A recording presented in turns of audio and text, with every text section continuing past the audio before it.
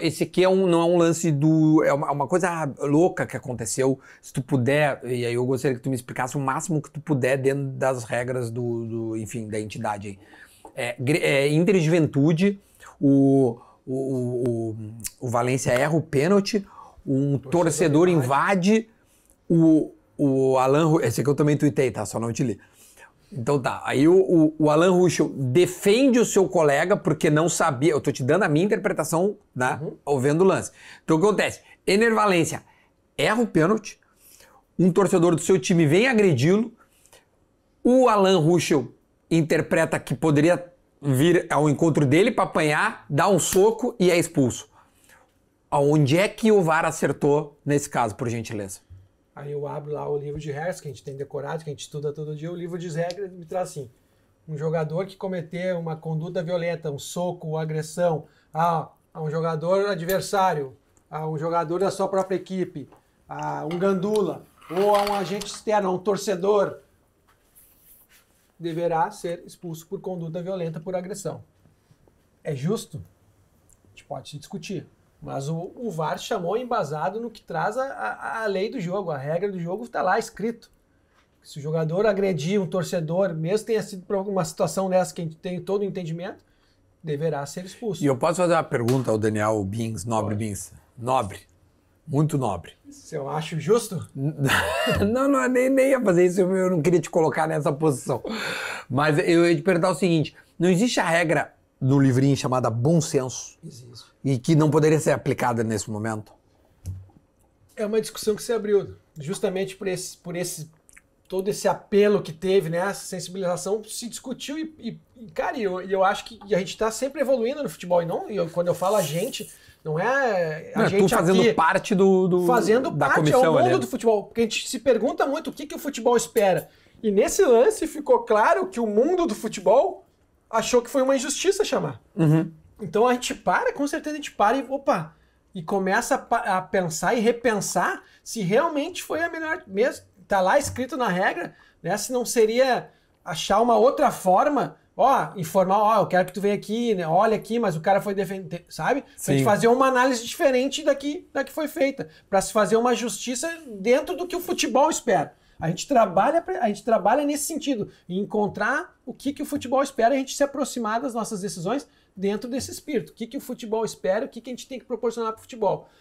E aí é um lance que gerou um debate muito, muito forte interno, não só aqui a nível Brasil, esse lance vai para fora e vai se discutir, entendeu? Para daqui a pouco, daqui a 1 ano, 2 anos, não sei se daqui a pouco não vão alterar. Sim, numa comissão de arbitragem, os caras... Porque a gente sabe... Lei Alan Ruschel. A gente pode fazer uma coisa... a gente pode chegar num momento assim, eu vou começar a mandar o meu torcedor entrar, invadir o campo... E se for agredido, ele tá expulso. Tirar o craque dos caras, provocar.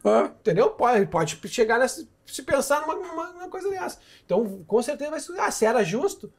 Cara, não, mas se cumpriu o que a regra determina. Sim, não, que cumpriu a regra. Não, e a ignorância da internet na hora fez com que virasse eu fizesse um tweet, tipo assim, abismado. Sim, depois veio a regra, mas daí vem a minha réplica. Cara, e o bom senso, velho. O cara foi defender um colega de profissão, cara. Vai se discutir, vai se chegar, sabe, em situações que será que é justo? Foi feita a justiça? Ou não? Acredito que não. Vocês estão falando, né, toda essa repercussão, mas vai se levar adiante e fazer um trabalho em cima disso aí para que se altere, então, né, faça uma alteração na regra para que chegue nesse senso comum no que o futebol espera e na justiça pro jogo de futebol. Quando tu tá em casa vendo futebol sem trabalhar, tu acha que o VAR é bom? Quando tu tá olhando o jogo, tu diz, porra, esse VAR é ruim. Não, a gente faz uma análise tipo de dificuldade que pode ter tido no lance, a gente consegue entender a complexidade que é diferente do olho do torcedor, do olho do jogador, de gente. Quando a gente, como é um cara técnico e trabalha com isso, os caras veem amigos meus, mas como é que o VAR, né, demorou? E aí a gente começa com, primeiro a gente fala, tem que ver como é que foi feita a revisão, vamos ver o que aconteceu na revisão. Pode ter tido um problema técnico, a gente não sabe. Uma vez teve um inconclusivo, mas eu vou ter que te perguntar. Pode ter tido um erro técnico, pode ter realmente uma imagem que não me dê a certeza. Como é que eu vou chamar o árbitro lá e não dou a certeza e ele vai me perguntar, mas então me dá outra câmera. Não, só tenho essa. E aquela câmera não me define. Pode estar uma imagem sobreposta, eu não tenho nitidez de um corpo amassando para me mostrar o toque. Então, Então, quando eu vou para análise, tu me perguntou, esse VAR aí tá mal, não sei o quê. Não, eu faço essa análise mais técnica. Eu analiso a dificuldade que pode ter tido no lance. A gente espera sair a análise dos áudios para a gente entender como é que foi a dinâmica. E aí sim, vai ter, sei lá, poderia ter feito dessa forma. O Bins lá faz desse jeito. A gente faz muito essa troca. Né? Não, aquilo lá funcionou pro Bins. Funcionou para aquele cara lá. Eu vou trazer para mim e vou adotar nos meus procedimentos. Pode ser que sirva. Pode ser que, né, dentro desse aperfeiçoamento que vai me resolver aqui.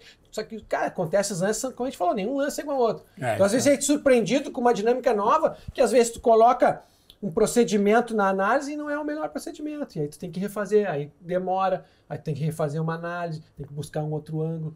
O Daniel, assim, o Kahneman, o Kahneman foi prejudicado pelo VAR. Porque, ele não consegue mais jogar bola, né? Por que não se analisa também a característica do jogador numa análise de um lance? Agora eu fui muito bem de novo, cara. Tem uma discussão que os brasileiros trazem, né? Que depois que veio o VAR, os brasileiros estão ganhando todas as Libertadores e Sul-Americanas. Porque antes, o pau torava, acontecia de tudo e não se fazia nada. Né? Então, os brasileiros trazem muito isso. Agora, tu me traz essa situação do Kahneman exclusivo. Cara, isso tudo... Quando a gente não tinha a ferramenta do VAR, que a gente fazia toda a preparação para o jogo, a gente fazia uma análise de cada jogador. Né? O Kahneman a gente sabe que é um jogador muito incisivo. Eu me lembro que os caras me perguntaram aquela vez com o D'Alessandro. Aquele lance do D'Alessandro. Cara, o D'Alessandro era um jogador incisivo também, gesticulava, mas às vezes ele estava lá falando pra gente, não, mas ok, tudo certo, a decisão, e parecia que ele estava reclamando. Aí veio o Michael com os braços para trás e estava descascando o árbitro. Então, são aspectos que a gente leva a característica de jogador. Aí quando vai pensar, o Kahneman foi beneficiado ou não? Ele é um jogador incisivo, porque ele assume riscos. Ele não assume riscos? Assume. Então, cara... Mas eu queria que vocês entendessem um pouco mais ele. Leva isso pra galera lá, pros guri. Leva isso pros guri, cara. Leva esse tema de casa lá. Aí quando é uma situação clara, e é um jogador que às vezes tem vários jogadores que podem trazer uma característica dele, traz um dificultador maior numa análise, ou situações que podem vir a ocorrer no jogo. Um jogador que é veloz, que cai muito fácil.